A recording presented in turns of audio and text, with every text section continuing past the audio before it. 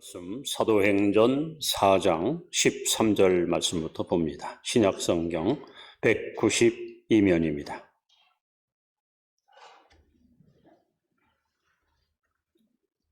사도행전 4장 13절부터 교독합니다. 그들이 베드로와 요한이 담대하게 말함을 보고 그들을 본래 학문 없는 범인으로 알았다가 이상히 여기며 또 전에 예수와 함께 있던 줄도 알고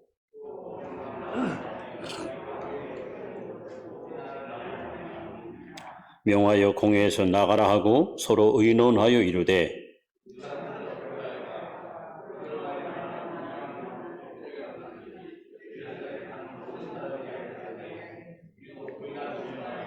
이것이 민간에 더 퍼지지 못하게 그들을 위협하여 이후에는 이 이름으로 아무에게도 말하지 말게 하자 하고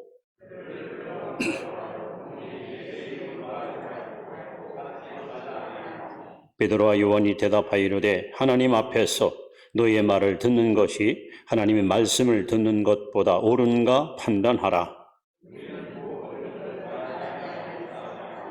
관리들이 백성들 때문에 그들을 어떻게 처벌할지 방법을 찾지 못하고 다시 의협하여 놓아 주었으니 이는 모든 사람이 그 된 일을 보고 하나님께 영광을 돌림이라. 아멘. 22절까지 보았습니다. 오늘은 교회가 탄생된 성령 강림 주일입니다. 여러분, 기독교는 변화의 종교입니다. 고린도후서 5장 17절에 보시면 한번 따라합시다. 누구든지 그리스도 안에 있으면 새로운 피조물이라. 이전 것은 지나갔으니 보라 새 것이 되었도다. 여러분, 우리는 예수 안에서 새 사람, 또 새 피조물, 새 영을 받은 존재로 이 자리에 와 있습니다. 예수님이 이 땅에 오셔서 제일 먼저 행하셨던 표적이 가나 혼인자 제에 가서 물이 변하여 포도주 되는 사건이었습니다. 이것은 굉장히 시사하는 바가 큽니다. 주님은 우리를 새롭게 변화시켜서 이 땅에 오신 것을 이 사건을 통해서 증명해 주었습니다. 사람은 한 사람인데 성령 받기 전과 성령 받은 후에 이렇게 달라진 모습을 성경에서 발견할 수 있는데 예수님의 제자들을 여러분 잘 살펴보십시오. 복음서에 나온 제자들 또 사도행전에 등장한 제자들은요 180도 다릅니다.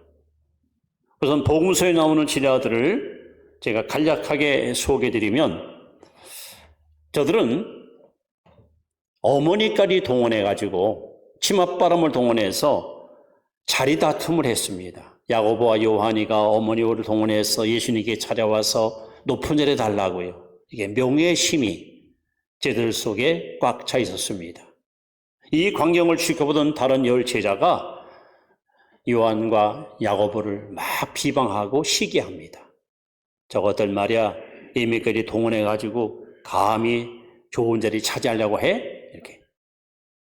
심지어는 제자들이 사마리아 선으로 지나갈 때에 이 적대감이 가득 찬 사마리아 사람들이 통행 금지했더니 제자들이 예수님께 간청합니다. 예수님, 하늘에서 불을 내려서 사마리아 사람을 다 태워 죽이라고 해요. 얼마나 잔인하고 복수심이 꽉 차 있는 제자들의 치졸한 모습을 볼 수 있습니다. 또 제자들 가운데는 서로 누가 예수님의 측근이냐, 누가 일인자냐 이렇게 서로 명예심이 그들 속에 살아있었습니다. 심지어 예수님께서는 평생의 제자들에게 원수를 사랑하며 핍박자리에서 기도하라까지 가르쳤는데 게세마네 동산에서 베드로는 칼을 빼버서 선생님을 지킨다는 목적하에 대제사장 종인 말고의 귀를 잘라버리는 이런 부끄러운 일을 저질렀습니다. 이 제자들이 성령 받기 전에는요 너무 부끄럽고 너무 연약하고 너무 허물 많은 모습이 그대로 돋보인 것을 발견합니다. 결국 그들은 마가복음 14장 50절에 제자들이 다 예수를 버리고 도망하니라. 이게 성령 받기 전에 비겁한 제자들의 모습입니다. 이렇게 무능하고 무기력했던 제자들이 어떻게 놀라운 능력의 증인으로 변화받았을까요? 예수님이 부활하신 후에 승천하기 직전 누가복음 24장 49절에 제자들에게 이렇게 약속합니다. 너희는 위로부터 능력이 임할 때까지 이 성에 머물러라. 그리고 그 예수님이 감람산에서 승천하기 직전 제자들에게 또 한 번 약속을 합니다. 예루살렘을 떠나지 마라. 아버지 약속한 것을 기다려라. 요한은 물로 세례를 베풀었으나 너희는 몇 날이 못되어 성령으로 세례를 받으리라. 오직 성령이 너에게 임하시면 너희가 권능을 받고 예루살렘과 온 유대와 사마리아와 땅끝을 이르러 내 증인되리라. 이게 주님이 하신 마지막 유언입니다. 이 약속을 하시고 예수님은 하늘로 승천하셨습니다. 이 약속을 들은 제자들이 다른 주를 따르는 무리와 함께 마가다라 방에 모였습니다. 그리고 열흘 동안 마음을 같이하여 전혀 기도에 힘썼습니다. 그리고 정확히 예수님 부활하신 50일 되는 날, 50날 날 새벽에 마가다라 방에 성령이 불같이 바람같이 임하여 제자들의 심령을 뒤집어 엎었습니다. 이때부터 제자들의 삶은 실패가 없습니다. 좌절도 없습니다. 낙심도 없습니다. 얼마나 용기 있게, 얼마나 담대하게 수많은 사람들을 살리는 복음의 증거자가 되었습니다. 무능했던 베드로의 메시지 한마디에 3,000명이 회개하고 구원받았습니다. 오늘 기도하러 가던 베드로 요한이 안진뱅이를 잡아 일으키는 이 기적, 이 이적 사건 때문에 5,000명이 예수님을 믿게 되었습니다. 이런 엄청난 폭발적인 성령 운동이 예루살렘에서 불길처럼 퍼져나갈 때에 기존 유대교 종교 지도자들이 위협을 느꼈습니다. 두려움을 느꼈습니다. 신흥종교인 기독교의 세력이 점점 확산되는 것에 대한 불안감을 느꼈습니다. 그래서 사도행전 4장 5절에 보시면 이튿날 관리들과 장로들과 서기관들이 예루살렘에 모였는데 대제사장 안나스와 가야바와 요한과 알렉산더와 및 대제사장의 문중이 다 참여하여 불과 50일 전에 예수님을 잡아놓고 재판하던 산헤드린 공회 앞에 이번에는 제자들이 잡혀왔습니다. 불과 50년에는 불법 재판을 통해서 예수를 십자가에 죽이도록 그들은 판결을 내렸지만은 오늘은 아닙니다. 유대 종교가 한 명도 빠짐없이 거의 100% 참여해서 종교 재판을 하는 거예요. 특히 베드로와 요한을 향해서 야, 도대체 너희들이 무슨 권한을 가지고 설교하느냐? 도대체 누가 너희들을 이곳에 세웠단 말이냐 하고 그들을 위협하며 공갈을 하며 심지어는 감옥에 감금시키며 폭력을 행하며 그들의 길을 죽이려고 애쓰고 몸부림치는 지도자들의 모습이 여기 자연스럽게 기록되어 있습니다. 결국 부인할 수 없는 증거를 가지고 복음을 전하는 지도자들 앞에 종교자들은 두려움을 느낀 나머지 지도자들을 밖으로 내쫓고 나서 자기들끼리 머리를 맞대고 16절에 이렇게 말합니다. 따라합시다. 이 사람들을 어떻게 할까? 이 사람들을 어떻게 할까? 그냥 놔두면은 계속 전도할 것이고 믿는 사람이 자꾸 증거할 것이고 그렇다고 감옥에 집어넣어 죽이면은 건중들이 또 폭동이 될 것이고 그야말로 진퇴양난에 빠져있는 지도자들의 이 회의의 주제, 이 사람들을 어떻게 할까? 만약 여러분 성령이 강림하지 않고 성령의 능력을 그들이 받지 않았다면 이러한 표적도 이런 역사도 결코 불가능한 사건이었습니다. 여러분 신앙생활은 능으로 힘으로 하는 것이 아닙니다. 물론 결심도 필요합니다. 각오도 필요합니다. 그러나 성령을 받아야, 성령이 충만해야 우리는 제대로 신앙생활 할 수 있는 거예요. 자, 그럼 오늘 이 사람들을 어떻게 할까 하는데 도대체 이 사람들이 누구를 가르칠까요?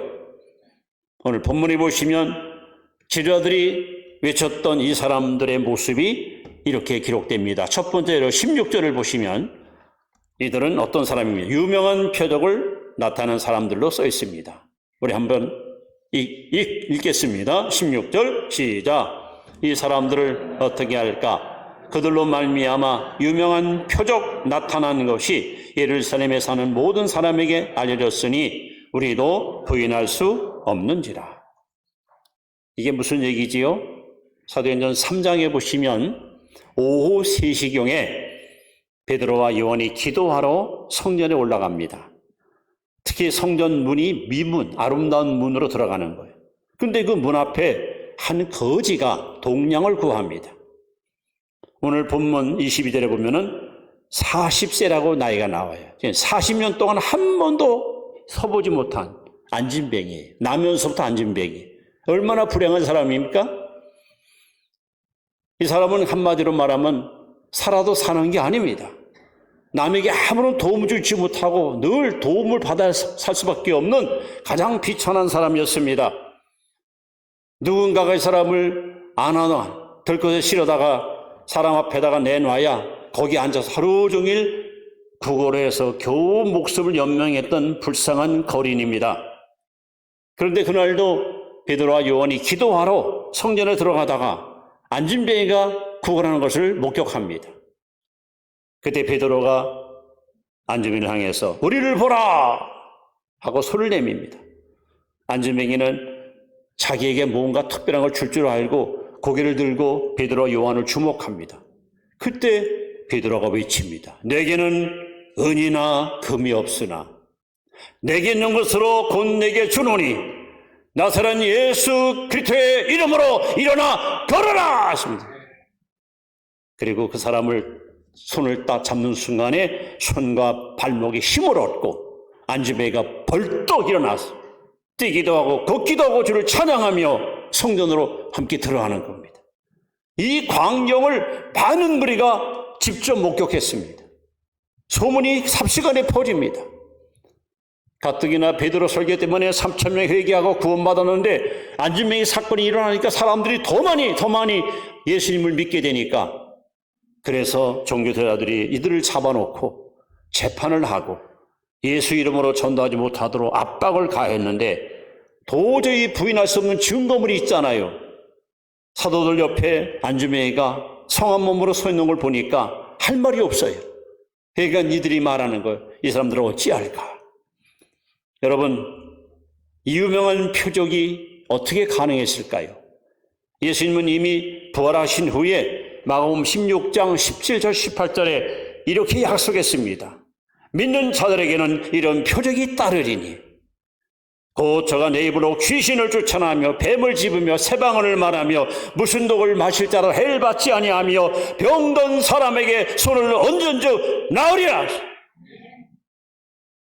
예수님 자신이 이 땅에 오셔서 각종 질병을 치료하셨고 제자들이 다니면서 많은 무리를 치료했고 70명의 전도자들이 역시 나아가서 귀신을 쫓고 병을 고쳤습니다. 그리고 오늘 교회에게 저와 여러분에게 약속하십니다. 믿는 자들에게는 표적이 따르리라.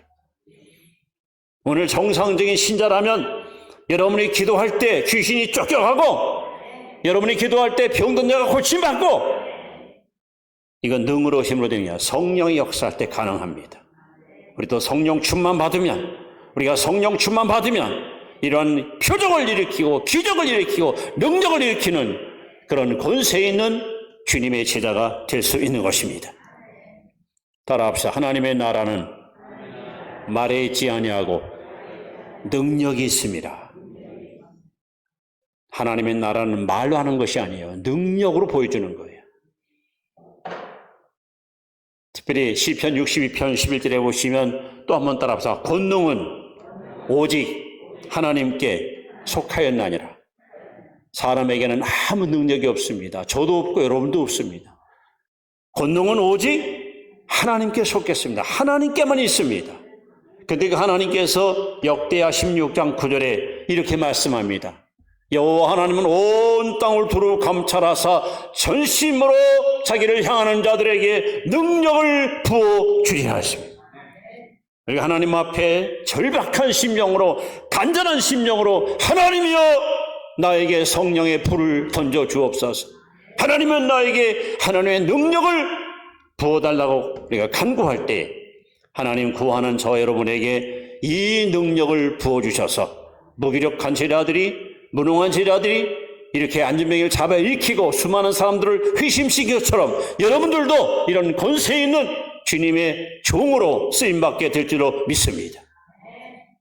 바로 이 사람들은 유명한 표적을 나타내는 사람입니다. 여러분들도 이 표적을 나타내는 그런 능력 있는 성도가 되시기를 다시 한번 축원합니다. 자, 두 번째, 이 사람들은 또 누굴까요? 19절 말씀 보시면 오직 하나님만 두려워하는 사람들입니다. 같이 읽습니다. 시작. 베드로와 요한이 대답하여 이르되 하나님 앞에서 너의 말을 듣는 것이 하나님의 말씀을 듣는 것보다 옳은가 판단하라. 여러분, 산헤드린 공회는요, 이스라엘의 최고 의결 기관입니다. 약 70명으로 구성된 국회의원들의 모임이에요. 여기서 모든 걸 판결하거든요. 여기 잡혀갔다는 것은 어쩌면 인생 끝날 수 있는 위험한 순간입니다. 이 상황이라면, 정상적인 사람이라면 잘못했습니다. 다시는 전도 안 할 테니까, 다시는 우리가 임복 안 할 테니까 살려주십시오. 이렇게 애걸하는 것이 정상이에요. 그래서 그들은 거룩한 예복을 입고 또 황금 의자에 앉아서 제자들을 세워놓고 그들을 갖다가 재판하면서 야, 너희들 말이야, 다시는 예수 이름으로 전도하지 말라고 명했거를 왜 우리 말 안 들어?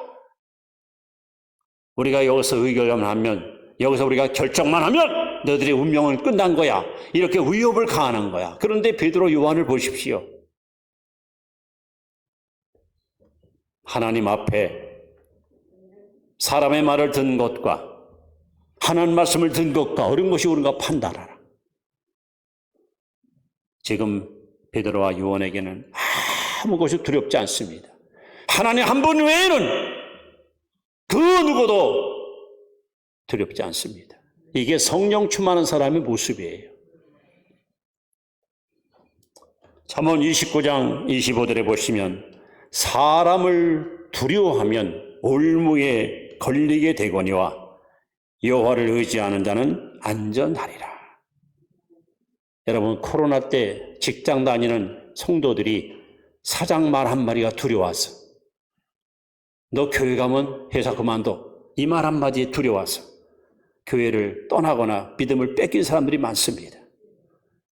성령이 없으니까 그래요. 여러분, 성령 충만한 사람들은 하나님 한 분 외에는 그 무엇도 두려워하지 않습니다. 오늘 우리가 이 베드로와 요한같이 성령 충만 받아서 사람을 두려워하는 자가 되면 안 돼요. 예수님께서도 마태복음 10장 28절에 이렇게 말씀합니다. 사람을 몸은 죽여도 영혼을 능히 죽이지 못하는 자를 두려워하지 말고 오직 몸과 영혼을 능히 지옥에 멸할 수 있는 이를 두려워하라. 사람은 사람을 죽일 수 있어요. 그러나 영혼은 못 죽입니다. 영혼까지 죽일 수 있는 유일한 분은 하나님 한 분밖에 없습니다. 성령 충만한 성도들은 오직 한 분, 하나님 한 분만 두려워하는 거예요. 세상 어떤 권력도, 어떤 세력 앞에도 절대 비굴하게 무릎 꿇거나 구걸하지 않는 것. 이것이 바로 성령 충만한 담대한 신자의 모습입니다. 감리교를 창설했던 요한 이슬레는 이런 이야기를 하였습니다. 나에게 죄 이외에는 두려워하는 것이 없고 하나님 외에는 무서운 것이 없는 100명의 사람을 달라. 그래야만 세상을 뒤흔들어 놓겠다. 이런 사람 100명만 있다면 이 땅에 사탄의 왕국을 무너뜨리고 하나님 나라를 세울 것이다. 얼마나 멋진 고백입니까?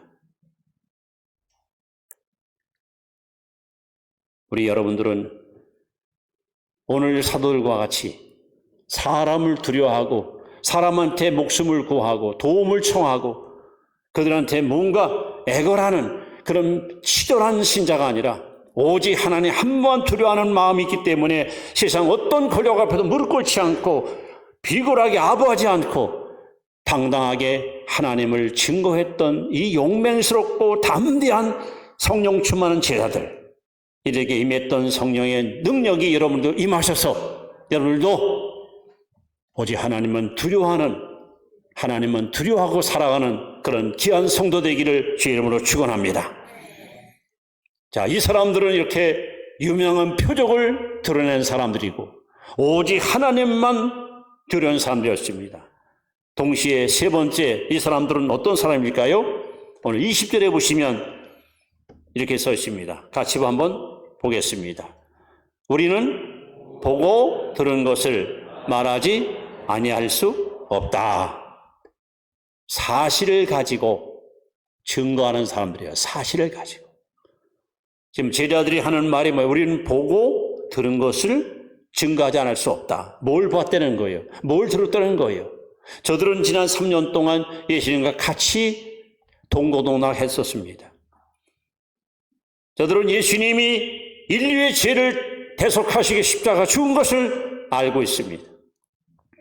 그 예수님이 무덤을 깨트리고 사망 권세를 이기고 부활하신 것을 눈으로 목격한 자들입니다.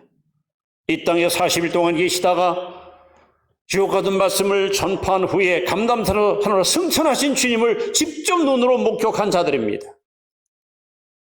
그리고 그분이 올라가신 열흘 후에 성령이 임하셔서 자기들을 변화시키고 교회가 탄생했던 영적 체험을 뜨겁게 경험했던 이런 사실을 소유한 자들입니다. 그렇기 때문에 그들은 담대하게 보고 들은 것을 말하지 않을 수 없다. 이렇게 말하는 거예요. 여러분, 기독교는 체험의 종교입니다.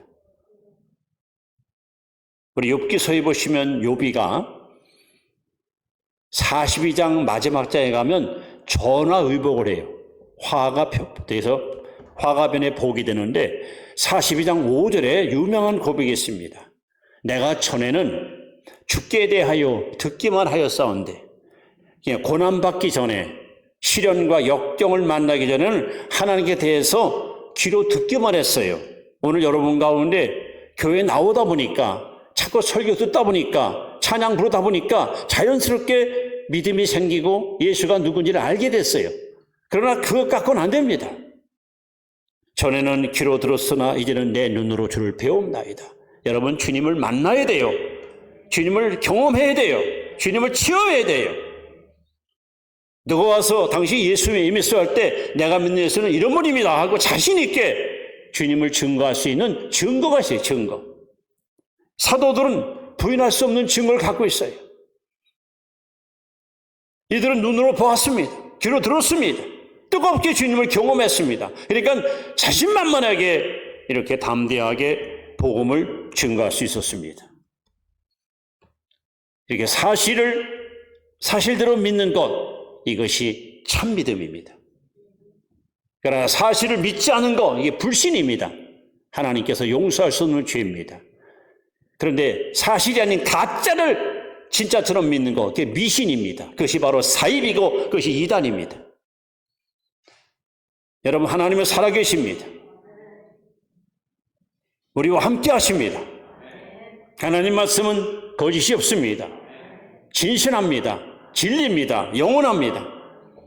하나님 말씀은 사실입니다. 이걸 그대로 믿는 믿음이 이것이 참 믿음입니다. 그래서 히브리 13장 8절에 예수께서 말씀합니다. 예수 그리스도는 어제나 오늘이나 영원토록 동일하시니라.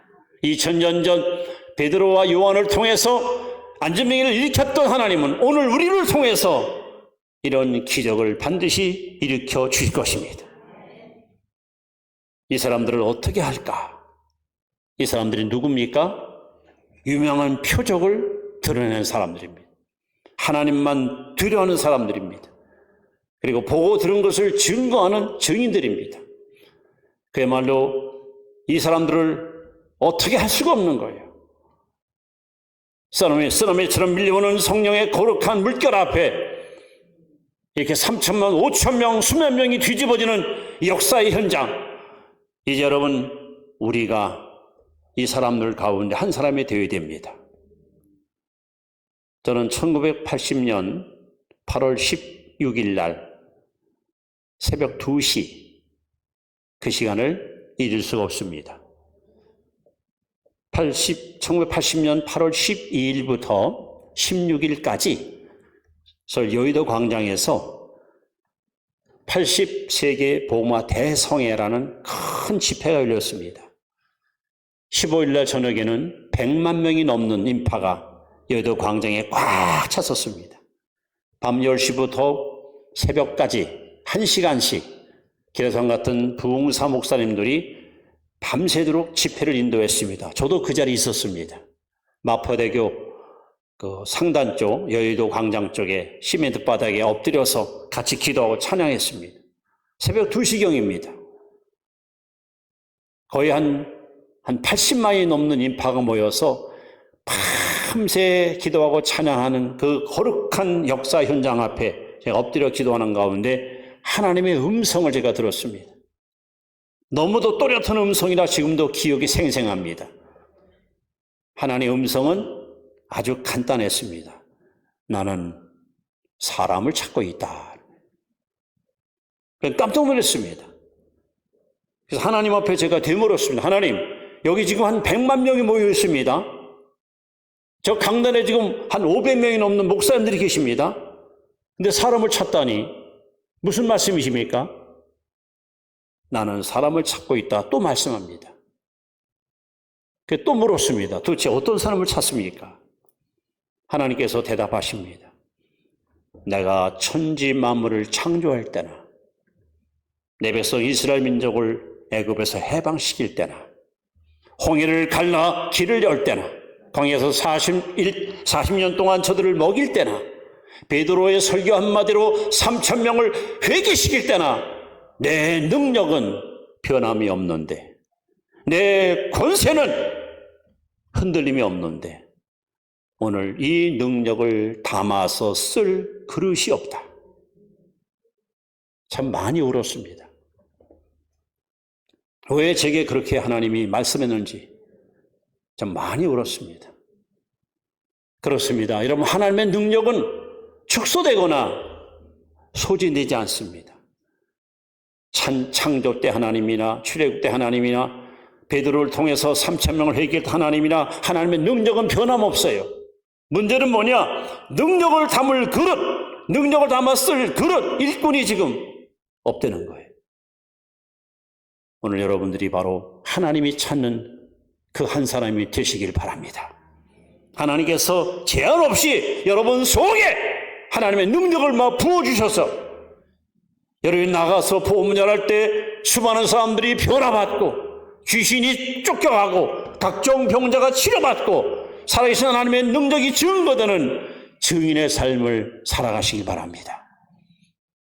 세상에 감당할 수 없는 밀려오는 쓰나미와 같이 여러분을 통해 성령의 물결이 사방으로 퍼져나가서 죽은 심령을 살리고 병든 심령들을 고치고 잠자는 영혼을 깨우며 이 세상을 변화시키는 역사의 도구로 이 교회가 저와 여러분들이 그렇게 쓰임받기를 기대합니다. 기도하겠습니다.